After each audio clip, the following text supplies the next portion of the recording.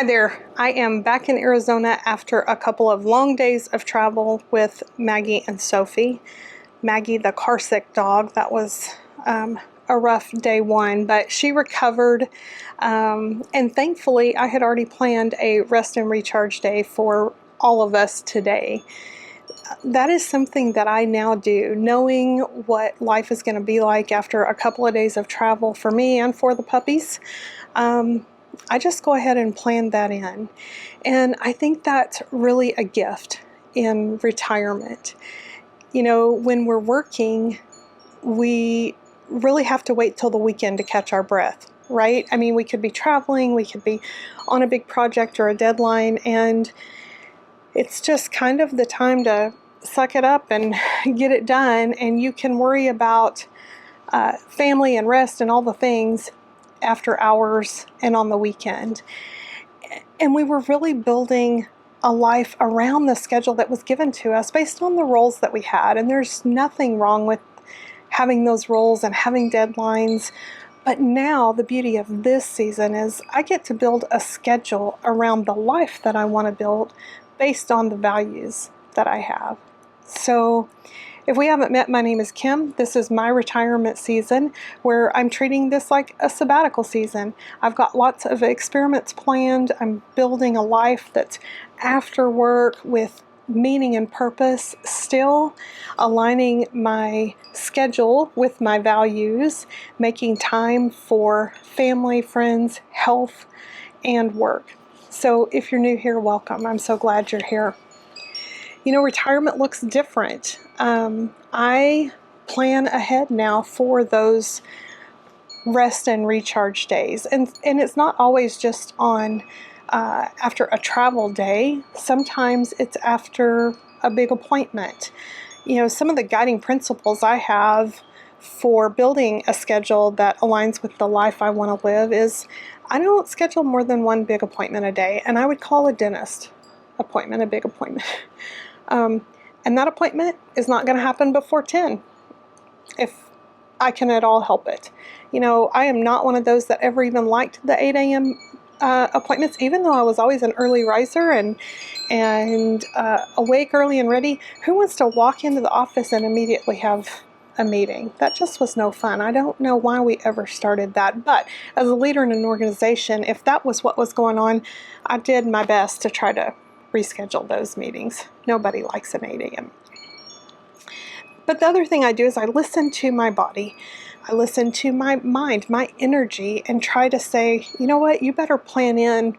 It doesn't even have to be a whole rest day. It could just be, you know, for a couple of hours, you might just want to go and read a book for a while, or you might just want to go cook a meal or make, you know, some iced tea or something and sit and relax, because health is a priority in this season. And so I'm aligning the schedule, my block times, my appointments, to align with the values, the goals that I have for my life in this season. So for me, I still want to be productive. I'll just say that. In retirement, I want to do things that are meaningful, but it's not you know, checking the box. Although I am a box checker. If I do something, I'm probably going to go put it on my list so that I can check the box or draw a line through it. But it's really about scheduling time that aligns with the values that I have. Scheduling things, that is the productive moment, right? We can be productive in rest if our goal is to improve our health. We can be productive in having lunch with someone if our goal is to improve relationships.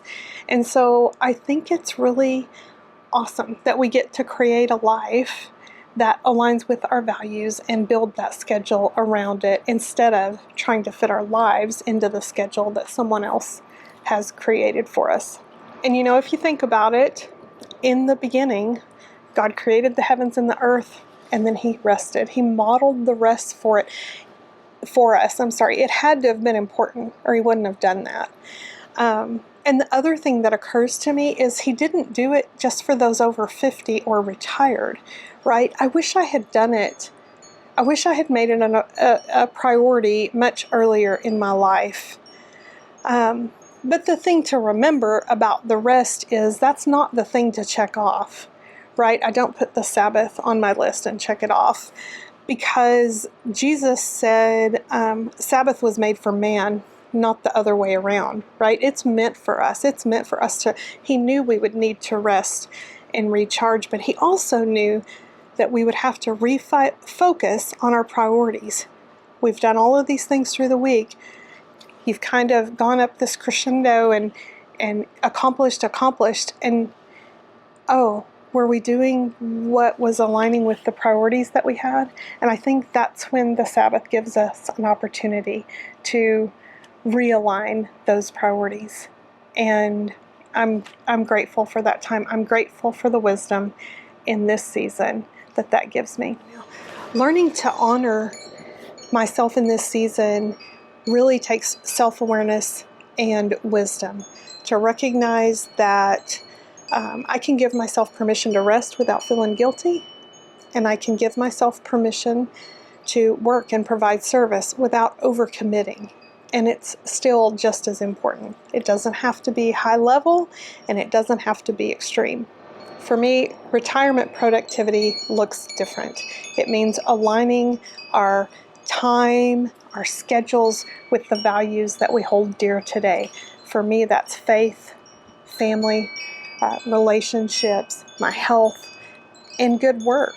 It's all of those things, and making sure that I'm keeping those at the forefront and allowing for time to pursue each one of those. So I'm curious for you, whether you're retired or not, are you trying to fit life into your schedule, or are you building a schedule that will fit your life? And what would it look like if you honored for yourself the wisdom of rest? I just think it's more important than we ever gave it credit. So, thank you so much for being here today. I am going to go back inside because, frankly, my camera has died multiple times because it's hot out here, and see if I can get this video completed. Thanks for being here, and I'll see you next time.